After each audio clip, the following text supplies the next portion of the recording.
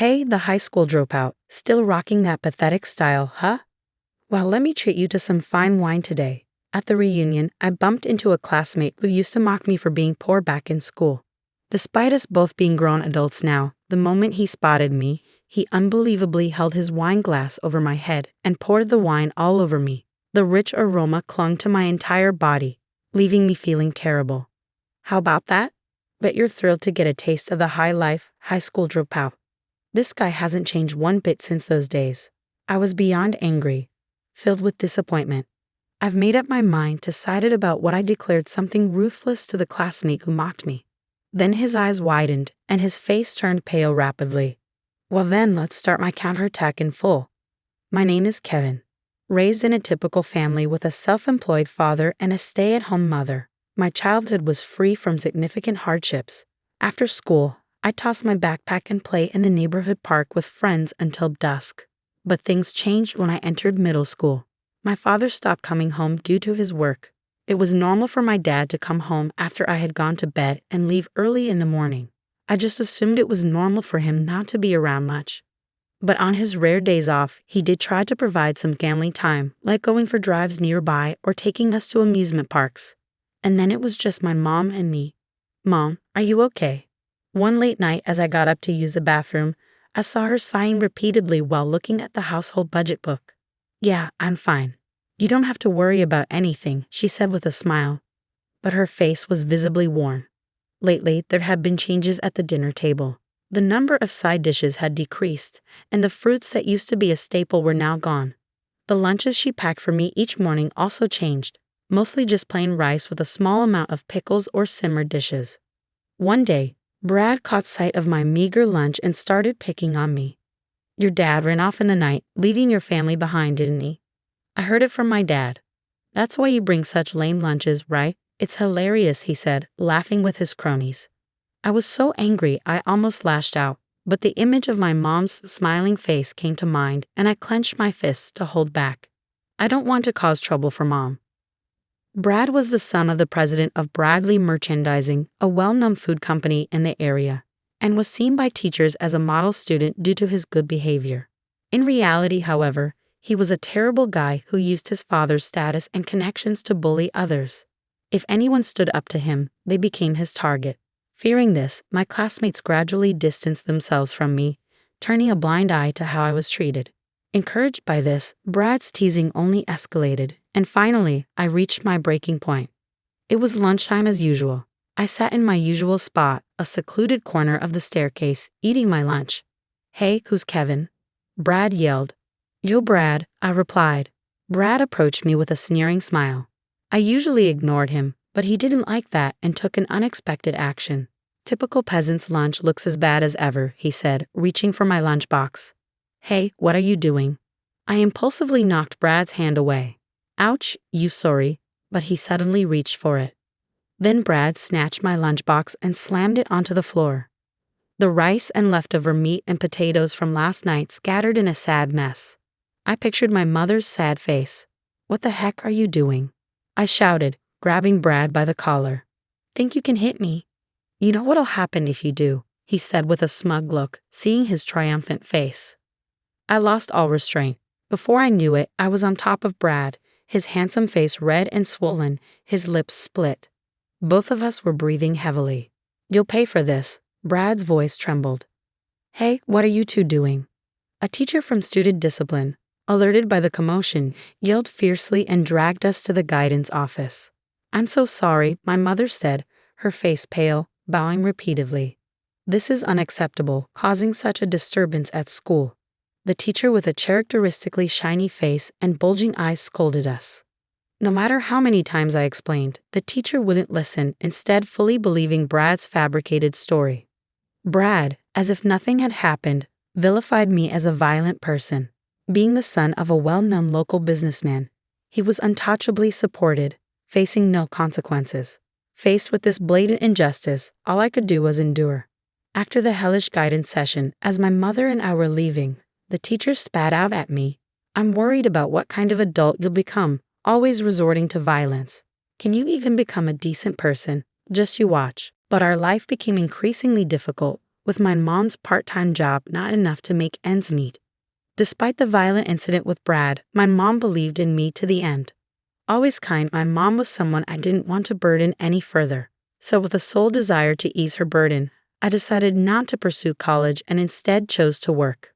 Decades have since passed, days whizzing by, seasons changing rapidly, and society evolving at a dizzying pace, brimming with new conveniences. Before I knew it, the familiar streets had transformed, and my bitter, dark adolescent years seemed to fade into the distance. It was around this time that I received an invitation to a middle school reunion. When I saw that letter, the image of Brad's sneering face came back to me. He would undoubtedly be there. Honestly, I wasn't keen on going, but we were all grown-ups now. Surely he wouldn't start anything petty. With that thought, I decided to attend. "Hey Kev, long time no see. You look good." Being called by my nickname by a classmate felt like I was back in middle school. While many had drifted apart after the violence, a few classmates who remained friends through it all were there, and he was one of them. "Man, you've aged a bit, haven't you?" he said, patting his protruding belly. "You too." As we shared updates and reminisced, a familiar voice rang out. "Hey, you're here too, huh? Wow, Brad, that's you." He seemed quite drunk and was in high spirits. "Brad, you okay?" I was surprised at myself for expressing concern. But Brad, glaring fiercely, retorted, "A bottom feeder like you worrying about me? I hadn't fallen that low." "Listen up," holding a wine glass, he boasted. "I run Bradley Merchandising. It's wise to stay on my good side." He laughed arrogantly, then peering into my face, he exclaimed, "Hey, the high school dropout, still rocking that pathetic style, huh? Well, let me treat you to some fine wine today." And with that, Brad held his wine glass over my head and poured the wine all over me. The surrounding crowd went silent, staring at us in a scene of total chaos. The reunion was completely ruined. The rich aroma clung to my entire body, leaving me feeling terrible.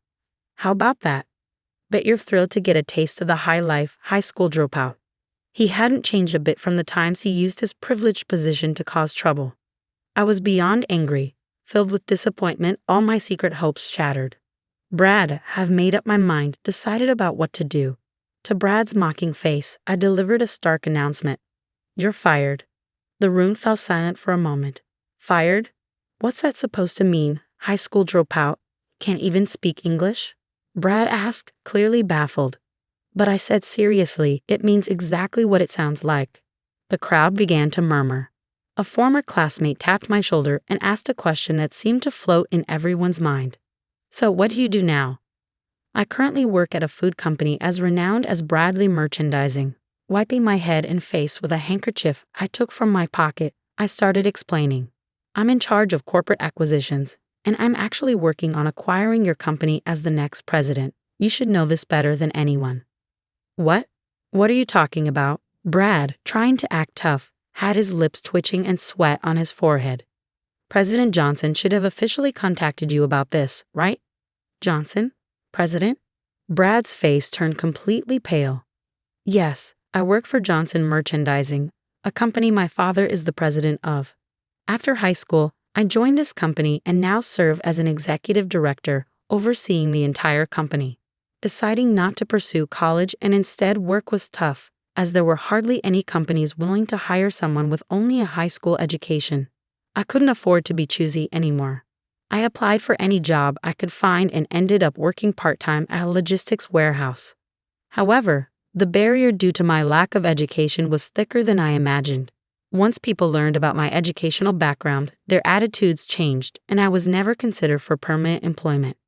Would my life end just as a factory Tim, lost in despair? I was returning home from work one day. When I encountered the unexpected, I arrived home to find my father, whom I never thought I'd see again. He looked much older, with white hair mixed in. Despite his weak smile, the sight of him brought a surge of anger, thinking of all the hardships we endured. "You just waltz back now. You have no idea how much we suffered." Then my father tearfully apologized. "I'm sorry, honey Kevin. I'm truly sorry. I was so focused on getting the company on track that I neglected you.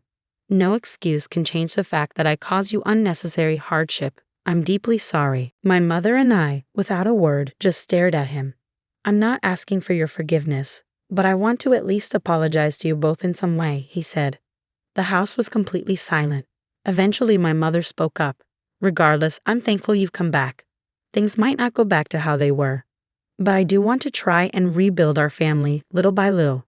But there's a condition. What is it? My father asked. Give this boy a full-time job at your company, my mother said, surprising me. Kevin has been working hard since he decided not to go to high school.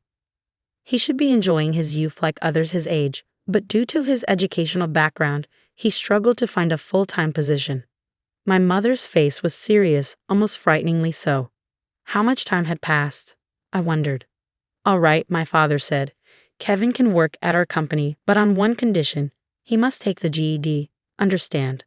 There was a sense of earnestness in my father's voice, his concern for my future evident, considering the circumstances. Having to give up high school to work, I stepped up from a factory temp to an employee at a renowned company. Of course, it wasn't easy at first. In fact, it was a continuous struggle. Being the president's son made me a target of envy, and I was often harshly criticized for even minor mistakes.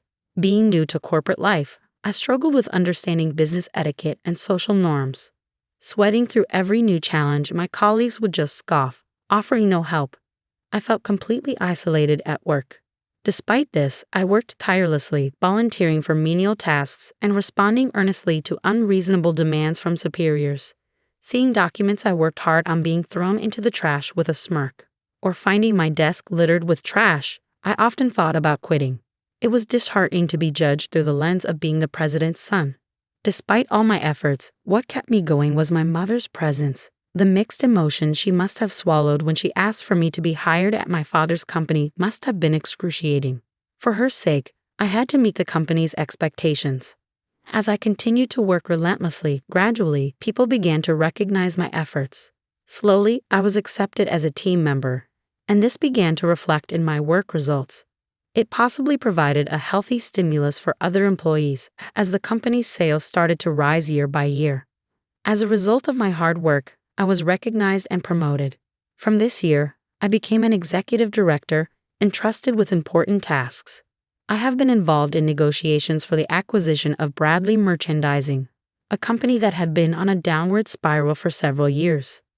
Kev, you've made an incredible rise through the ranks. Never thought we'd have an executive director among our classmates.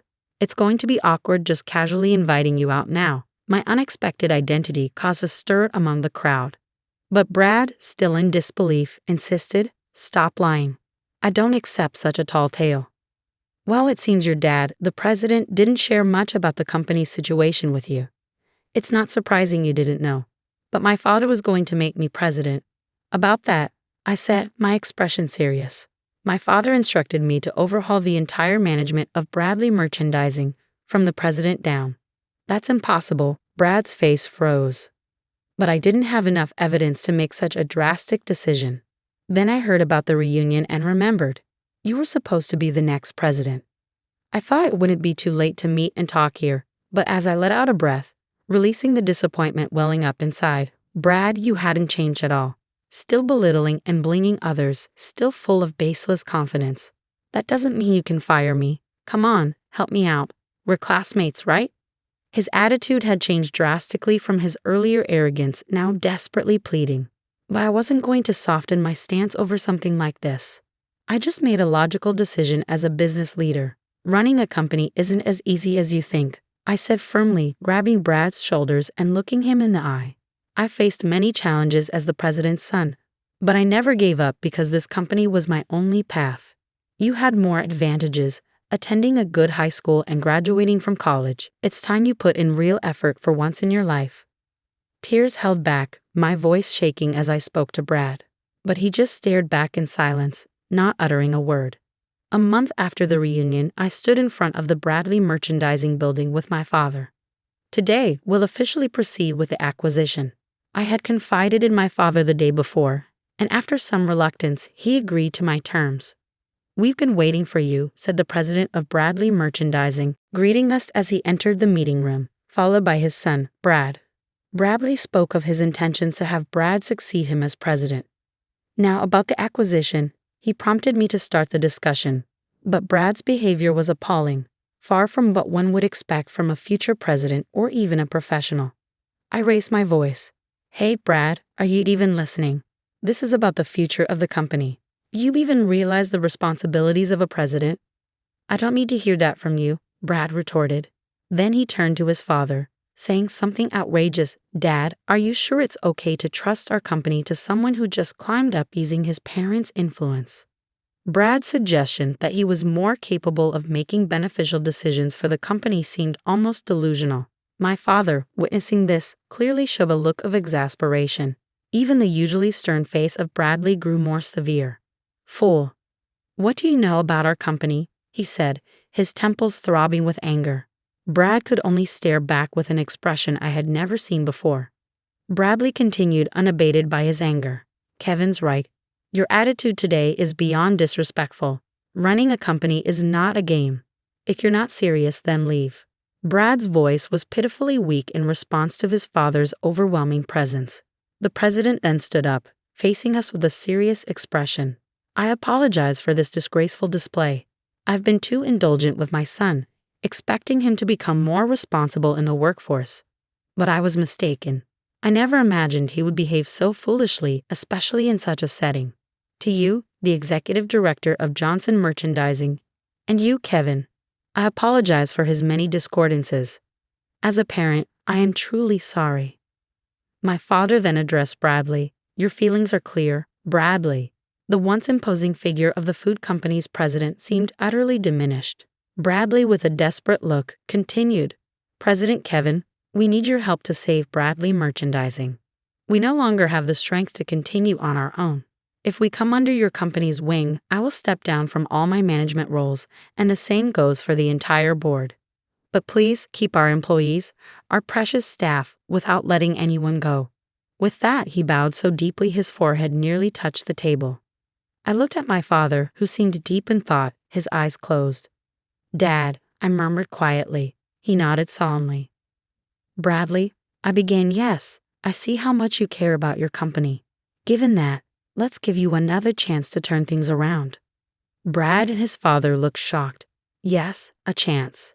If you genuinely care about your employees, there's still something to be done. We'll support you as much as we can. If that fails, we have no choice but to take over completely. Kevin, how can I ever thank you?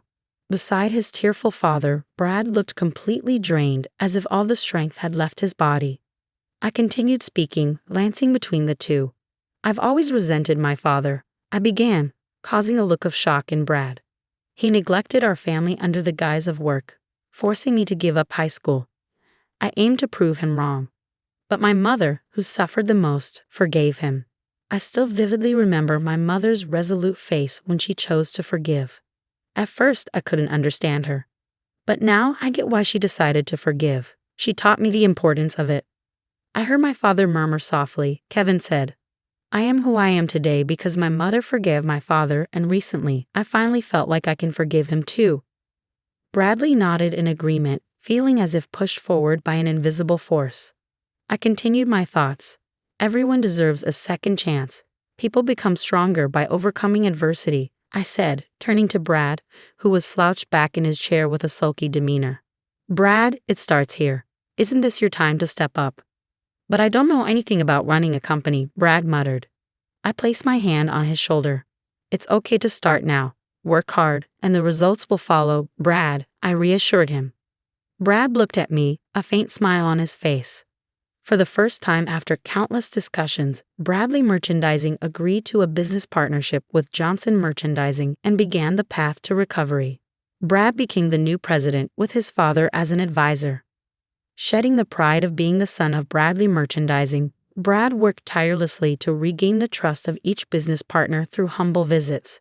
His transformation inspired the employees, and their mindset began to shift. The company, once complacent under the guise of a large corporation and marred by internal power struggles, saw employees stand up to the challenge. Sales put more effort into their work, and the administration focused on creating a welcoming environment for business partners. Brad notably enhanced working conditions by revising inclusive welfare policies and eliminating exclusive systems, contributing to a significant turnaround for the formerly struggling Bradley merchandising. Encouraged by the changes in everyone, including Brad, the company's sales gradually climbed like ascending stairs. This year, we were even able to provide bonuses to all employees, albeit modest ones. Similarly, our company's performance improved significantly, and we've now reached a point where we can sponsor various advertising campaigns. The reunion became a catalyst for rekindling friendships with classmates, I reflected. Initially wary of Brad, they were now impressed by his transformation, sharing jokes and laughter. "Hey, can we drop the president title when we're off work?" I teased. "It's just a habit," Brad said, scratching his head in embarrassment. "Then at least call me by my old nickname when we're not working." I forgot what it was. "You used to call me that all the time." "Can't believe you remember that," Brad said, feigning exasperation. "All right, how about this? From now on, every time you call me president, you owe me a drink," I proposed with a smile. "That's a good idea." "Okay, Kev," Brad agreed, stopping in his tracks and calling me by the nostalgic nickname. "Thanks, Kev." Human nature tends to cling to negative emotions, and I've been no exception. I resented being looked down upon for being a high school dropout and felt bitter about my social standing. If I hadn't forgiven my father, I might not have reached out to Brad and others. Despite all the harassment from Brad, I couldn't give up on him. Remembering my own struggles, I realized that people who overcome hardships can face any challenge ahead. If you strongly desire to start over, you can change from that point. I plan to lead the company humbly, navigating the challenges of business with dedication alongside my valuable friends and colleagues.